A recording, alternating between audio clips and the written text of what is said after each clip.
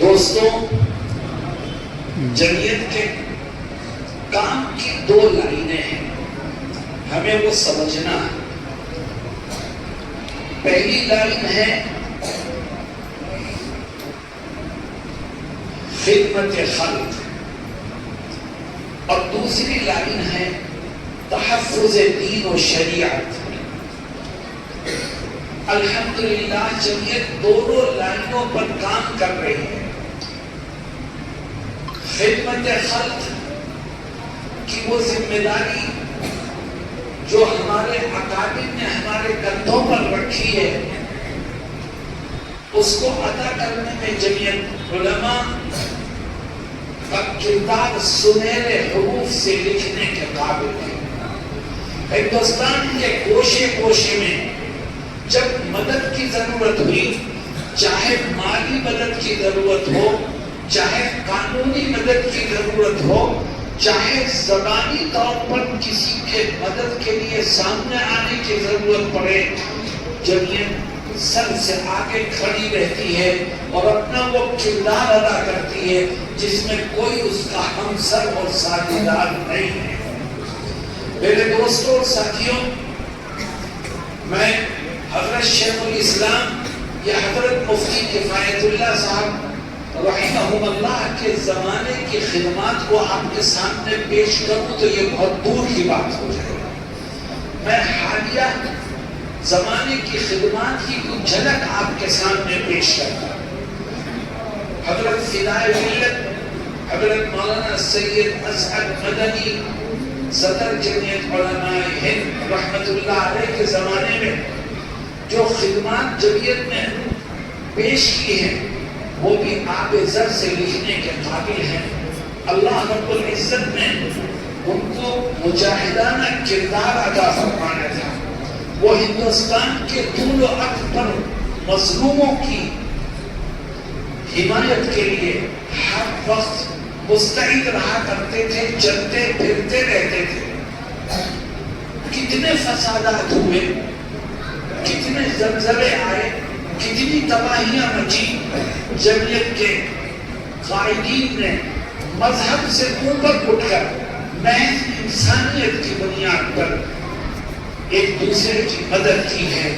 اور یہی وہ کردار ہے جمعیت کا کہ آج فرقہ پرست طاقتوں کے مضبوط ہونے کے باوجود اگر ان کی آنکھوں میں آنکھیں ڈال کے کوئی بات کر سکتا ہے تو وہ صرف اور صرف جمعیت اور اس کے بزرگ ہیں جو اپنی بات کو پوری قوت کے ساتھ آج بھی کہنے کی طاقت رکھتے ہیں، کیونکہ ان کا یہ کردار سب کے سامنے ہے کہ انہوں نے مذہب سے اوپر اٹھ کر ہمیشہ اس دیش میں رہنے والوں کی خدمت کی۔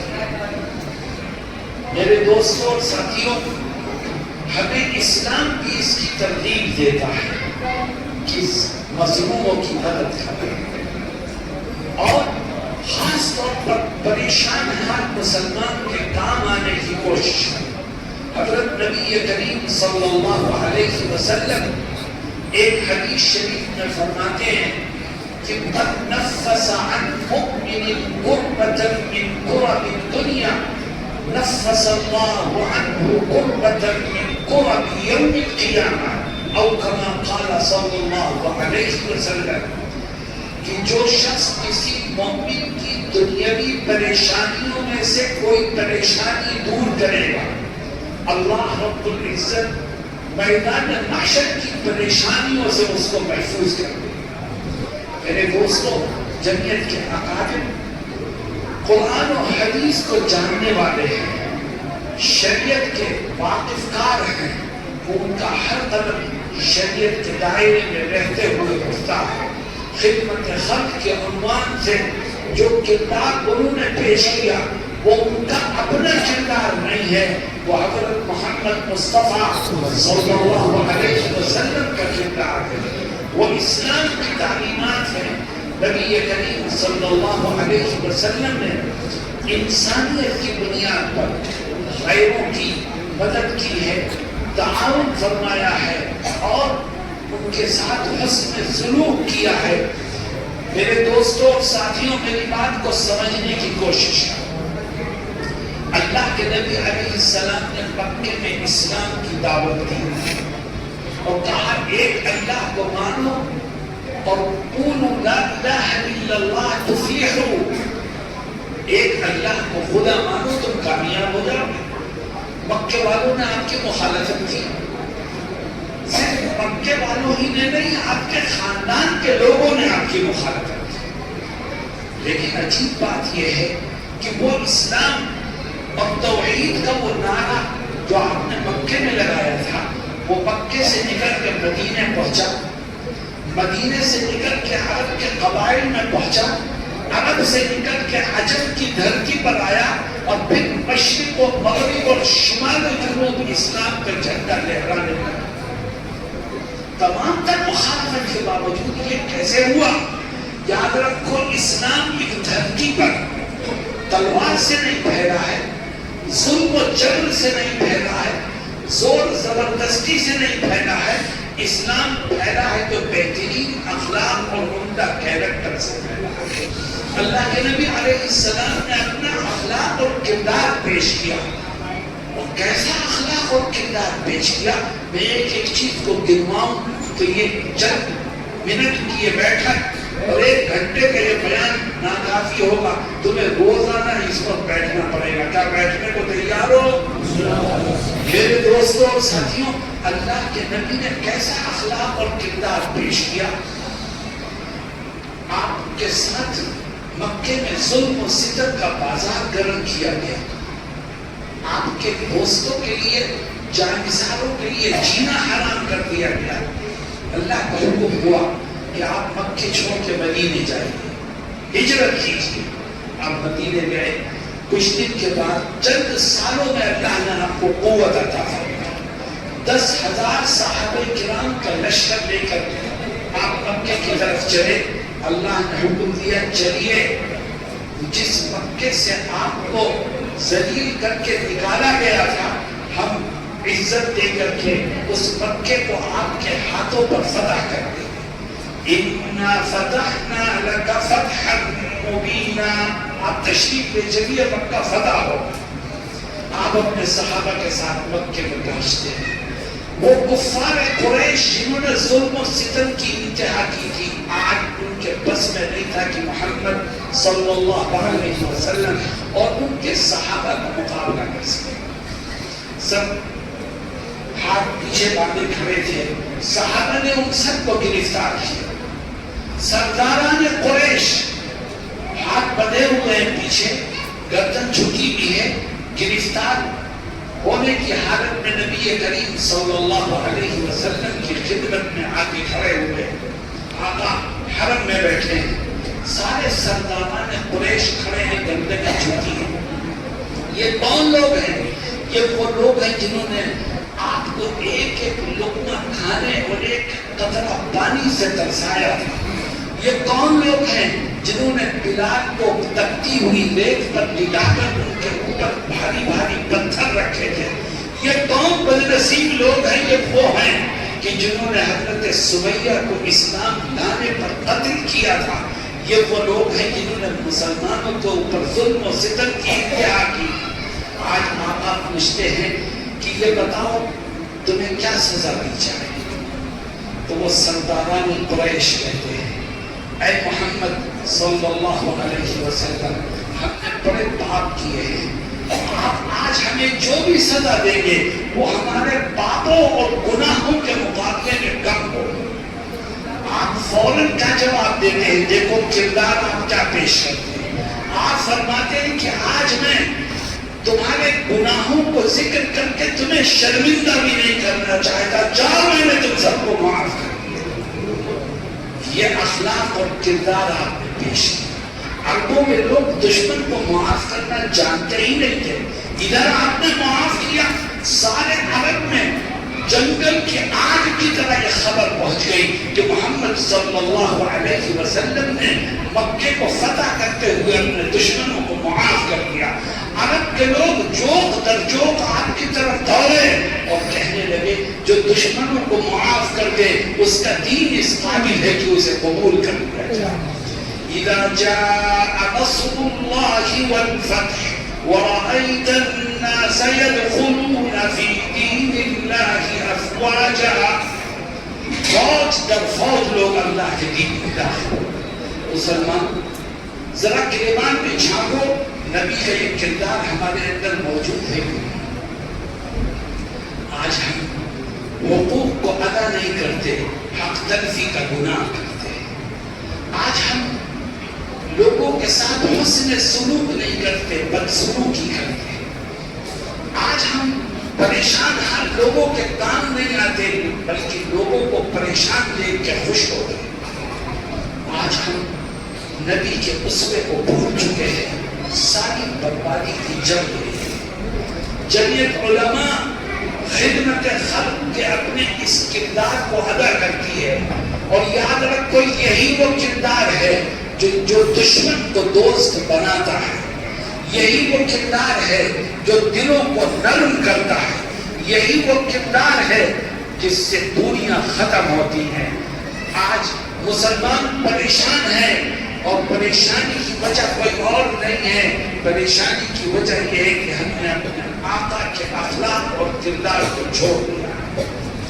میرے دوستوں اور ساتھیوں، میں ایک بات کہتا ہوں، میری بات پر غور کرو کہ اسلام نماز سے نہیں پھیلا، اسلام حج سے نہیں پھیلا، اسلام روزوں سے نہیں پھیلا.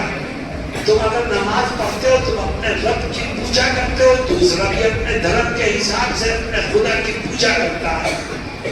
تم روزہ رکھتے ہو، دوسرا بھی روز برت رکھتا ہے. تم حج کرتے ہو، وہ بھی کہیں جاتا ہے. یاد رکھو اسلام نماز سے نہیں پھیلا، اسلام روزے سے نہیں پھیلا، اسلام حج سے نہیں پھیلا. اسلام پھیلا ہے تو بہترین اخلاق اور ان کا کردار سے پھیلا ہے. تمہارے ساتھ رہنے والا یہ نہیں دیکھے گا کہ تم نمازیں کتنی پڑھتے ہو، یہ نہیں دیکھے گا تم روزے کتنے رکھتے ہو. وہ دیکھے گا کہ یہ سچ کتنا بولتے ہیں، یہ دوسرے کا حق کتنا ادا کرتے ہیں، یہ اپنے مخالف کو معاف کتنا کرتے ہیں. یہی وہ کردار ہے جو حضرت محمد مصطفیٰ صلی اللہ علیہ وسلم نے پیش کیا، اور آپ کے اسی کردار کی وجہ سے دنیا کے لوگوں نے اسلام کو قبول کیا. حضرت مولانا ارشد مدنی مدنی العالی یہی فرماتے ہیں کہ ہم باہر سے نہیں آئے ہیں، ہم یہی کے رہنے والے ہیں. اسلام کے اخلاق اور کردار کو دیکھ کر ہمارے آبا و اجداد میں سے بہت سے لوگوں نے اسلام قبول کیا، اور ہم انہی کی نسل سے تعلق رکھتے ہیں. اور انشاءاللہ جب تک سورج چاند رہے گا اسلام اور اسلام کو ماننے والے باقی رہیں گے. تاریخ اس بات کی گواہ ہے کہ اسلام اور مسلمانوں کو مٹانے والے مٹ گئے. اسلام 1400 سال کے بعد بھی باقی ہے، اور جب تک خدا کو اس دھرتی کو باقی رکھنا ہے اس وقت تک اسلام اور کلمہ پڑھنے والا بھی باقی رہے گا. لیکن ہمیں اپنی گریبان میں جھانک کر کے اپنی کمیوں پر نظر رکھنا. میرے دوستوں اور ساتھیوں، جمعیت خدمت خلق کے ذریعے سے اسلامی کردار کو اور نبی کی تعلیمات کو اپنے عمل میں لاتی ہے، اور اس کو بنیاد بنا کر امن و امان اور پیار و محبت کو عام کرنے کی کوشش کرتی ہے. آپ اگر جمعیت سے وابستہ ہو کر فخر محسوس کرتے ہیں تو آج سے یہ عزم کیجئے کہ ہم جہاں رہیں گے وہاں پیار و محبت اور الفت کو عام کرنے میں اپنا بہترین کردار ادا کرتے رہیں گے. خدمت خلق کی ذمہ داری کو نبھائیں گے اور لوگوں کے کام آئیں گے، چاہے ان کا مذہب ان کا مسلک کچھ بھی ہو. میرے دوستوں اور ساتھیوں، جمعیت کا دوسرا کام ہے تحفظ دین و شریعت.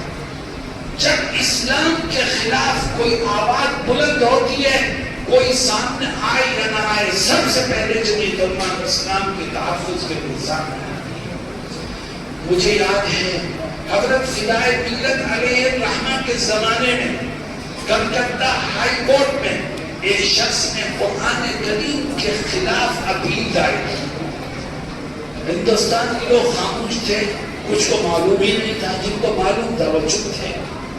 لیکن اللہ کے کلام کے خلاف ایک اپیل دائر ہوئی، مقدمہ قائم ہوا، اگر اس موقع پر قرآن کریم کی حفاظت اور اس کی حمایت کے لیے کوئی سامنے آیا تو وہ تنہا جمعیت علماء ہے۔ مولانا اسد مدنی علیہ الرحمہ سامنے آئے اور جمعیت نے یہ اعلان کیا کہ قرآن اللہ کی کتاب ہے، جو اس کے خلاف آواز اٹھائے گا ہم اس کا ڈٹ کر مقابلہ کریں گے۔ مد مقابل نے کہا کہ ہمیں قرآن پر کوئی اعتراض نہیں ہے، قرآن سے چند آیتوں کو آپ نکال دیجئے تو ہم بھی قرآن کو قبول کرنے اور ایکسپٹ کرنے کو تیار ہیں۔ تو مولانا اسد مدنی علیہ الرحمہ نے اور جمعیت علماء نے کھڑے ہو کر یہ للکار سارے ملک کے کونے کونے تک پہنچائی تھی کہ سن لو، قرآن اللہ کی کتاب ہے، تمہارے چہرے سے تمہاری آنکھیں تو نکالی جا سکتی ہیں مگر قرآن سے اس کی کوئی آیت نہیں نکالی جا سکتی۔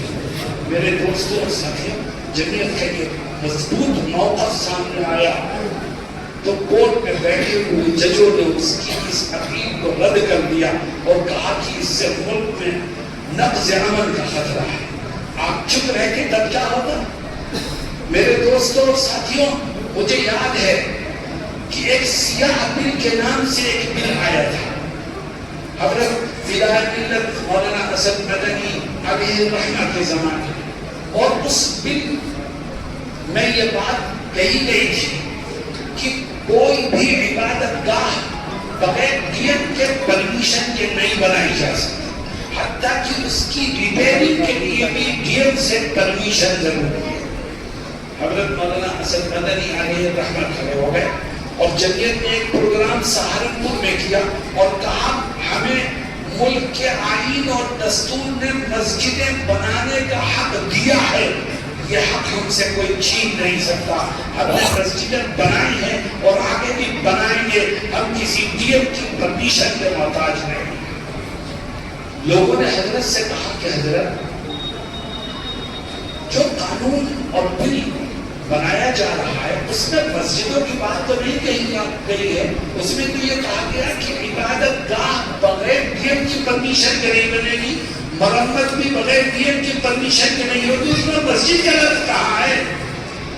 تو حضرت نے جو جواب دیا وہ سننے کے قابل ہے، اتقوا فراست المؤمن فإنه ينظر بنور اللہ۔ حضرت کیا جواب دیتے ہیں؟ حضرت کہتے ہیں مجھے یقین ہے کہ مندر بنانے والوں کو پرمیشن ملے گی، گرجا بنانے والوں کو پرمیشن ملے گی، گردوارہ بنانے والوں کو پرمیشن ملے گی، اگر پرمیشن نہیں ملے گی تو صرف مسجد بنانے والوں کو نہیں ملے گی۔ اس لیے میں اعلان کرتا ہوں کہ ہم جگہ جگہ مسجد بنائیں گے، کون مائی کا ڈال دیتے تھے اور ہمیں روکے آ۔ حضرت نے دوسرا پروگرام لکھنؤ میں کیا اور 5 لاکھ افراد کو جمع کیا، ہو سکتا ہے آپ یہاں سے بھی کچھ لوگ گئے ہوں، اور وہاں کھل کے اس بل کی مخالفت کی۔ جمعیت علماء کے اس کردار اور مضبوط دہار کی وجہ سے وہ بل جس بل سے آیا تھا اسی بل میں وہ بل واپس چلا اور آج تک اس بل کا کچھ پتہ۔ اس لیے معاملہ گھبرانے کا نہیں ہے، گھبراؤ مت، مایوس مت ہو، جو اللہ پر ایمان رکھتا ہے وہ کبھی مسائل سے گھبراتا نہیں۔ اللہ رب العزت قرآن میں ہم سے کیا کہتا ہے؟ ہم سے کہتا ہے وَلَا تَهِنُوا وَلَا تَحْزَنُوا وَأَنْتُمُ الْأَعْلَوْنَ إِن كُنتُم مُؤْمِنِينَ۔ خدا کہتا ہے غمگین مت ہو، پریشان مت ہو، سب بلندی اور کامیابی تمہیں کو ملے گی، بس ایک شرط ہے، اور وہ شرط یہ ہے کہ تم ایمان والے راستے پر چلنے کی کوشش کرو، تمہارا رب تمہارے لیے بند راستوں کو کھول دے گا اور تمہاری غیب سے مدد فرمائے گا۔ میرے دوستوں اور ساتھیوں، تحفظ دین و شریعت جمعیت علماء کبھی پیچھے نہیں رہی۔ حضرت مولانا ارشد مدنی صدر جمعیت علماء ہند بنے تو ایک نیا فتنہ شروع ہو گیا، ایک نیا بل آیا۔ اس وقت کانگریس کی حکومت تھی مرکز، اور کانگریس نے ایک بل پاس کیا جس میں مرکزی مدرسہ بورڈ بنایا گیا اور ملک بھر کے مدرسوں کو اس سے جڑنے کا حکم دیا گیا کہ کوئی مدرسہ باقی رہے گا وہ اس سے جڑے گا، اور پھر یہ کہا گیا کہ جو اس مدرسہ بورڈ سے جڑے گا وہی باقی رہے گا اور اس کو گورنمنٹ کی طرف سے مالی مدد بھی دی جائے گی۔ مولانا ارشد مدنی کھڑے ہو گئے کہ اس کا مطلب یہ ہے کہ مدرسوں کی روح کو ختم کرنے کا ارادہ ہے، ناپاک ارادہ ہے، غنیمت و حق ارید بها الباطل، پیسے کی چمک دکھا کر مدرسوں کو اسلامی روح سے اور ایمان کے نور سے محروم کرنے کی کوشش کی جائے۔ مولانا ارشد مدنی نے بیان دیا اور کہا ہمیں حکومت کی بھیک نہیں چاہیے، ہم مسلمانوں کے چندوں پر مدرسہ چلاتے ہیں اور چلاتے رہیں گے، اور سنو مدرسے ہماری دنیا نہیں ہے، مدرسے ہمارا دین ہے، اور ہم اپنے دین میں کسی طرح کی مداخلت برداشت نہیں کریں۔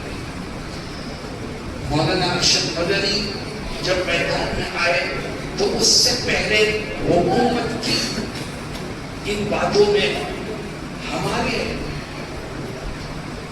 مسلک اور ہمارے مشرق سے تعلق رکھنے والے کئی علماء حکومت کے جال میں پھنس چکے تھے اور مرکزی مدرسہ بورڈ کی تعیین میں سامنے آ چکے تھے، لیکن جب مولانا ارشد مدنی کا یہ سخت موقف سامنے آیا تو سب ٹھنڈے پا گئے اور حکومت مجبور ہوئی۔ حکومت نے کہا کہ ہم اگر کوئی بورڈ بنائیں گے تو وہ علماء سے مشورہ کر کے ہی بنائیں گے۔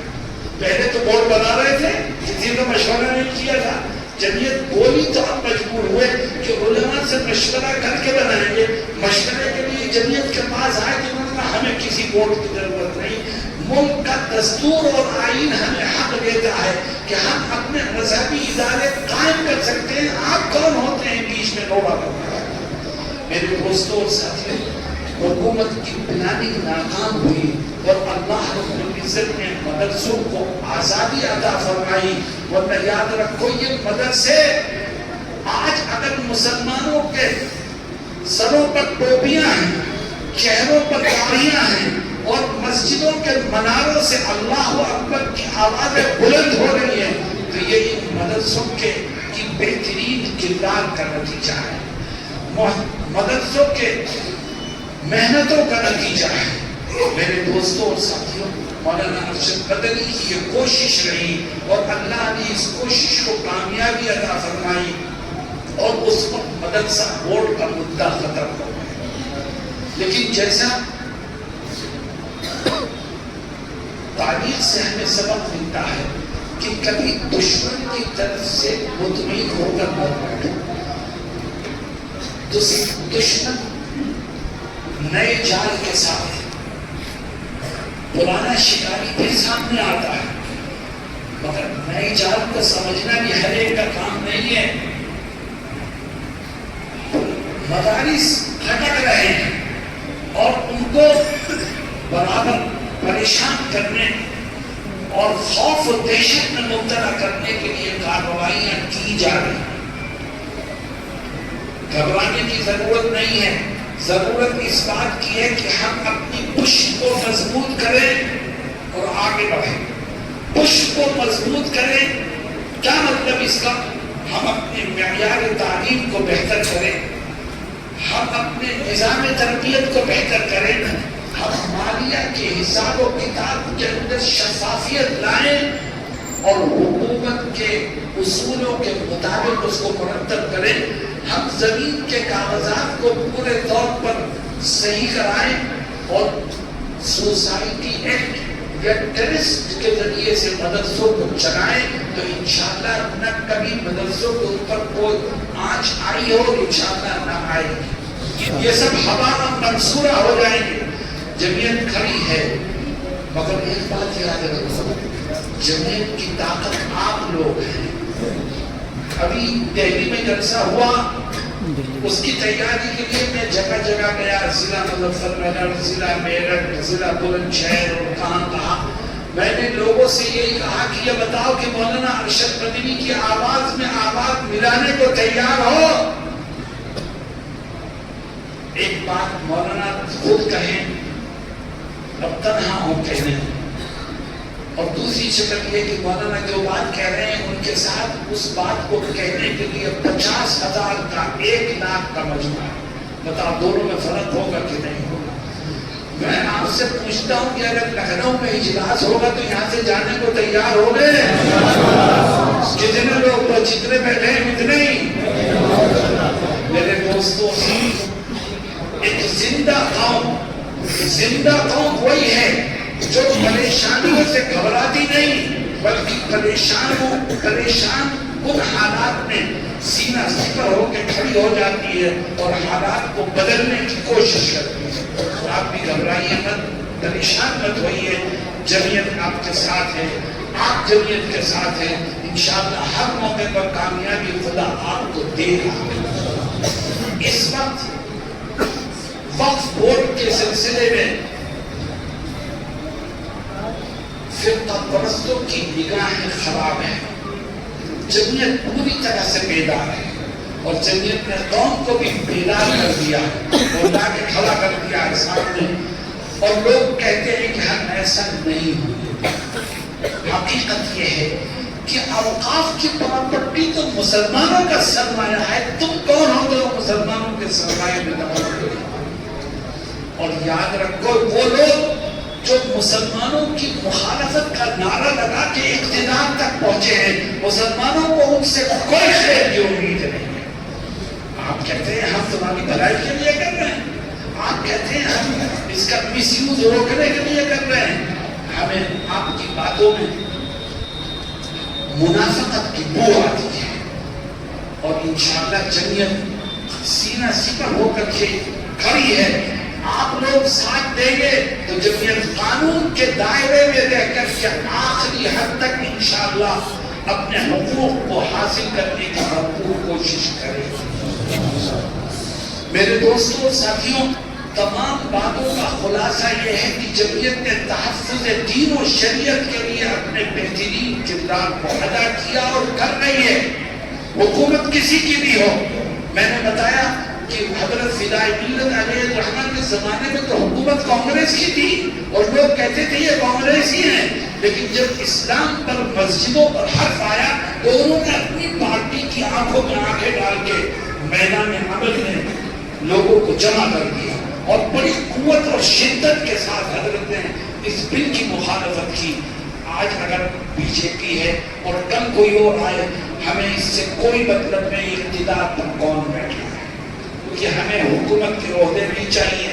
ہم نہ چیف منسٹر بننے والے ہیں نہ پرائم منسٹر بننے والے ہیں، ہمیں اس سے مطلب نہیں کہ اقتدار پر کون بیٹھا ہے، ہم تو یہ دیکھیں گے کہ ظلم اور ناانصافی جو بھی کرے گا ہم سب سکندری بن کر کے اس کے سامنے کھڑے ہو جائیں گے۔ بتاؤ آپ تیار ہو جمعیت کا ساتھ دینے کے لیے؟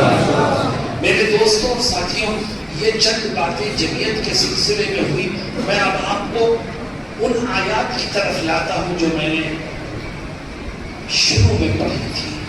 جمعیت یہ علماء کی جماعت ہے، قرآن و حدیث کا علم رکھنے والوں کی جماعت ہے۔ جب تک ہم قرآن و حدیث سے نہیں جڑیں گے، یاد رکھو جمعیت کے کاموں کو سمجھنا ہمارے لیے ممکن نہیں ہوگا۔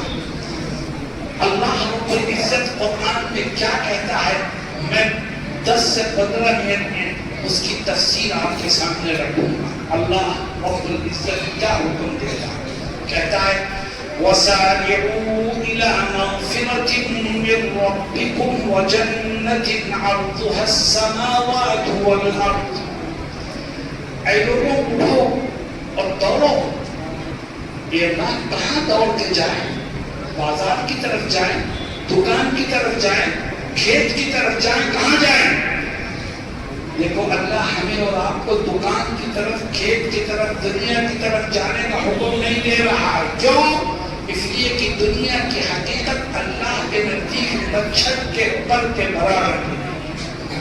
تو اللہ کیا کہتا ہے، لوگوں آگے بڑھو، اب اپنے گناہوں کو معاف کرا کے جنت میں اپنی سیٹیں ریزرو کروا.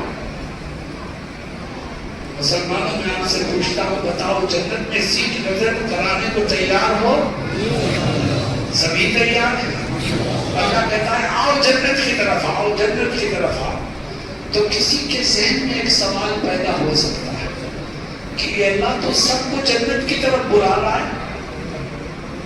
اگر ایسا تو نہیں ہوگا کہ ہم جنت میں پہنچے تو جگہ ہی نہ خالی ہو.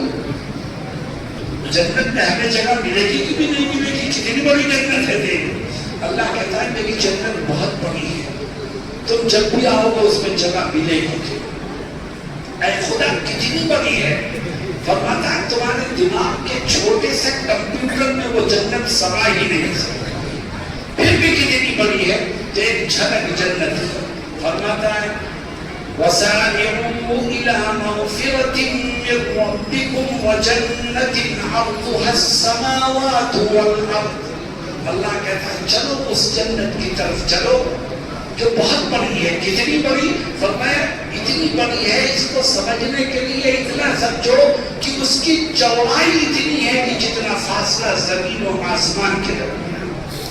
اور اے انسانوں ذرا عقل کا استعمال کرو. ہر چیز کی چوڑائی کم ہوتی ہے اور لمبائی زیادہ ہوتی ہے. جب جنت کی چوڑائی اتنی ہے کہ جتنا فاصلہ زمین و آسمان کا ہے تو اس کی لمبائی کتنی ہوگی اس کو انسان سمجھ ہی نہیں سکتا. بتاؤ اس جنت میں جانے کو تیار ہو؟ اللہ کیا کہتا ہے؟ فرماتا ہے وہ جنت فری میں نہیں ملے گی، کچھ کرنا پڑے گا اس کی. اے اللہ کیا کرنا پڑے گا؟ فرماتا ہے وَعِدَّتْ لِلْمُتَّقِينَ. میں نے وہ جنت متقیوں کے لیے بنائی ہے. تم بھی متقی بن جاؤ، جنت سے تمہاری سیٹ ریزرو ہو جائے. اے اللہ ہم متقی کیسے بن سکتے ہیں؟ ہم تیار ہیں متقی بننے. فرماتا ہے اپنے اندر 4 خوبیاں کرتا ہے تو متقی بنتا ہے. اور جو متقی ہے وہ جنتی ہے. سنو ہر مسلمان کو اللہ کے کلام کی باتیں سننی چاہیے اور یہ نیت رکھو کہ انشاءاللہ جو سنو گے اس پر عمل کرو. اعدت للمتقین الذین ينفقون فی السراء والضراء. اللہ کہتا ہے میں نے جنت متقیوں کے لیے بنائی ہے. تم اگر متقی بننا چاہتے ہو اپنے اندر 4 خوبیاں پیدا کرو. دیکھو یہاں نماز، روزہ، حج، زکوٰۃ کا تذکرہ نہیں ہے کیونکہ وہ تو فرض ہے، اس کو کرنا تو لازم اور ضروری ہے. اس کے علاوہ 4 خوبیاں پیدا کرو. نماز بھی پڑھو، روزہ بھی رکھو، حج بھی کرو، زکوٰۃ بھی دو. لیکن متقی بننا چاہتے ہو تو 4 خوبیاں اور پیدا کرو. پہلی خوبی ہے کہ آج سے طے کرو کہ انشاءاللہ زندگی کے آخری سانس تک ایک کام کرتا رہوں گا، اور وہ یہ ہے کہ خدا جو کچھ مجھ کو روپیہ پیسہ دے گا اس میں سے تھوڑا بہت اللہ کی راہ میں صدقہ خیرات کرتا ہوں.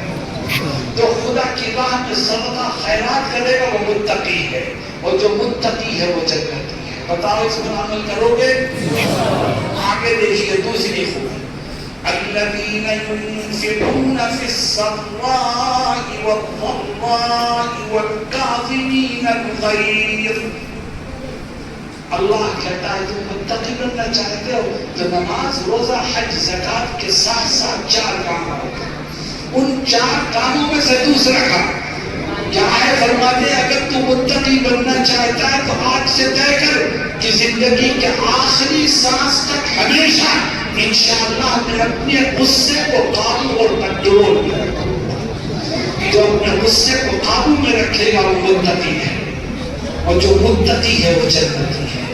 جب انسان غصے میں بے قابو ہو کر آپے سے باہر ہوتا ہے تو اس کی زبان بھی گناہ کرتی ہے، اس کا ہاتھ بھی گناہ کرتا ہے، اس کا دل بھی گناہ میں ملوث ہوتا ہے، اور وہ رشتے ناطے کے احترام کو بھول جاتا ہے. اور جب انسان غصے کو قابو میں رکھتا ہے تو ہر طرح کے گناہوں سے وہ محفوظ ہے. آج کا جوان بہت بہادر بنتا ہے اور یہ کہتا ہے کہ جب مجھے غصہ آ جاتا ہے تو کوئی میرے سامنے ٹک نہیں سکتا. اس کا مطلب یہ ہے کہ تجھ میں اور جانور میں کوئی فرق نہیں. انسان تو وہ ہے جو غصے کو قابو میں رکھے, بڑے کو بڑا سمجھے, چھوٹے کو چھوٹا سمجھے. غصے میں بے قابو ہونے کی وجہ سے آج گھروں میں رشتے ناطے ٹوٹ رہے ہیں. آپ کو حیرت ہوگی, مدرسہ شاہی میں دارالمفتاح ہے, ہمارے یہاں لوگ مسائل پوچھنے آتے ہیں. 85% جو لوگ آتے ہیں مسائل پوچھنے, ان میں سے 85% یہ کہتے ہیں کہ مفتی صاحب میں نے غصے میں اپنی بیوی کو ایک ساتھ 3 طلاق دے دی ہے, بتائیے اب میرا گھر بسے تو کیسے بسے. ارے بے وقوف, تم نے غصے میں 3 طلاق دے دی. مفتی مسئلہ بناتا تھوڑی ہے, مفتی تو مسئلہ بتاتا ہے. مسئلہ بنائے گا نہیں, مسئلہ بتائے گا. اور مسئلہ یہ تیری بیوی تجھ پر حرام ہو تو دیکھو گھر برباد ہو گئے, رشتے ناطے ٹوٹ گئے, دوست دشمن بن گئے. کیوں؟ غصے کو قابو اور کنٹرول نہیں کرتا انسان. اللہ رب العزت ہمیں اس خوبی کو اپنانے کی توفیق عطا فرمائے. الذين ينفقون في السراء والضراء والكاظمين الغيظ والعافين عن الناس والله يحب المحسنين. تیسری خوبی, اگر تم متقی بن کر کے جنتی بننا چاہتے ہو, مسلمانوں غور سے سنو, نماز روزہ حج زکات کے ساتھ ساتھ ایک تیسرا کام بھی کرو.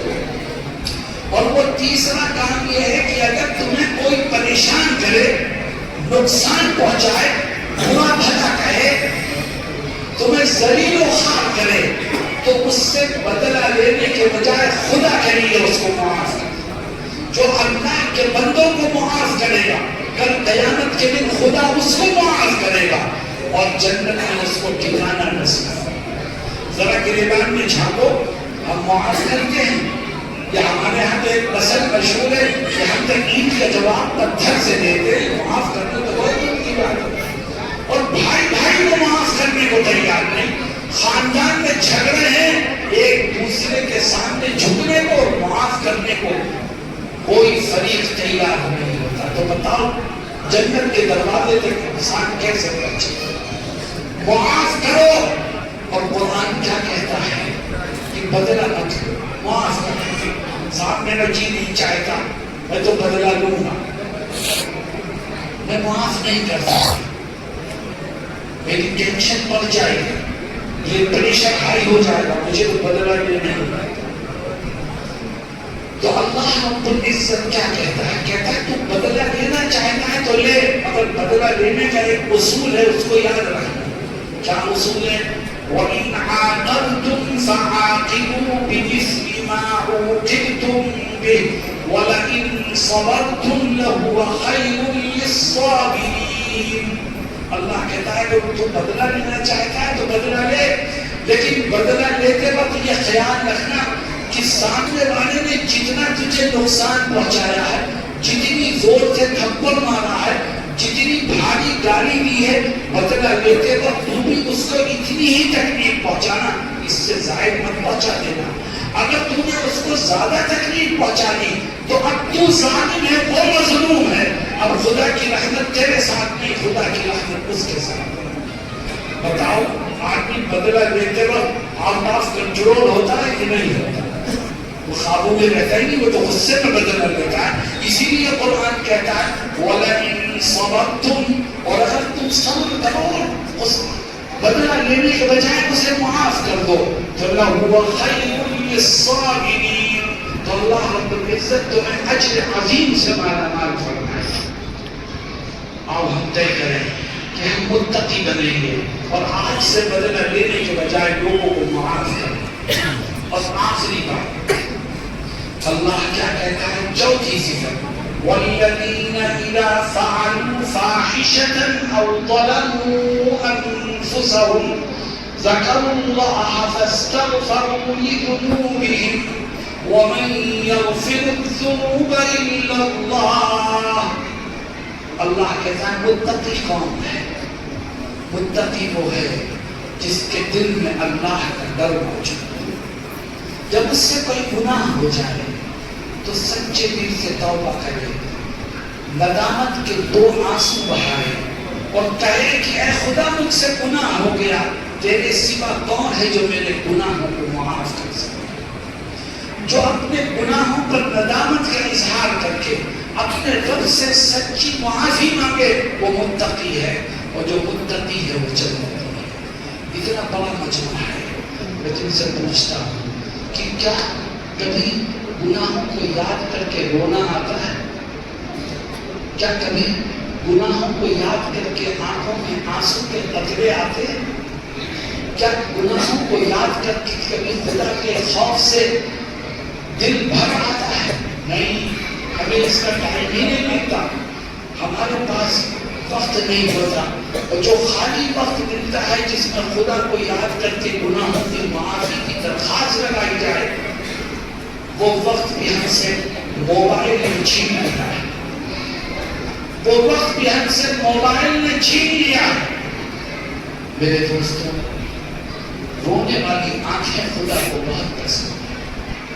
اور یاد رکھو 2 قطرے اگر گر گئے, 2 قطرے اگر گر گئے تو گناہوں کے پہاڑ کو بھی خدا معاف کر دے گا. 2 قطرے اگر گر گئے تو جہنم کی آگ کو بجھانے کے لیے یہی کافی ہے. وَمَن يَغْفِرُ الذُّنُوبَ إِلَّا اللَّهُ, اے اللہ تیرے سوا کون ہے جو میرے گناہوں کو معاف کرے. جتنے ساتھی بیٹھے ہیں آج سے یہ طے کرو کہ روز آنا تھوڑا سا وقت نکال کر کے تنہائی میں اپنے گناہوں کو یاد کر کے سچی توبہ کیا. اللہ کے نبی حضرت محمد مصطفیٰ صلی اللہ علیہ وسلم فرماتے ہیں 7 طرح کے لوگوں کو خدا اپنے عرش کے سائے میں جگہ عطا کرے گا قیامت کے دن. ان 7 طرح کے لوگوں میں سے ایک شخص فرماتے ہیں وَرَجُلٌ ذَكَرَ اللَّهَ خَالِيًا فَفَاضَتْ عَيْنَاهُ, وہ شخص جو تنہائی میں اپنے رب کو یاد کرے اور اس کی آنکھوں سے 2 قطرے آنسوؤں کی گر جائے, خدا اس کو اپنے عرش کے سائے میں جگہ عطا کرے. میرے دوستوں, رونے والی آنکھیں اللہ کو بہت پسند ہیں. یہ 4 خوبیاں اپنے اندر پیدا کرو. خدا نے جو کچھ دیا ہے اس میں سے تھوڑا بہت صدقہ خیرات کیا کرو. ہمیشہ ہر موقع پر اپنے غصے کو قابو اور کنٹرول کرو. لوگوں سے بدلہ لینے کے بجائے ان کو معاف کر دو, اور اپنے گناہوں کو یاد کر کے ندامت کا اظہار کرتے ہوئے آنسوؤں کے 2 قطرے بہا دیا کرو, تو تم متقی بن جاؤ گے. اور جو متقی ہے وہ جنتی ہے. اللہ ہم سب کو جنتیوں کی فہرست میں شامل کر لے اور ہمیں متقی بننے کی توفیق عطا فرمائے. وآخر دعوانا ان الحمد للہ رب العالمین.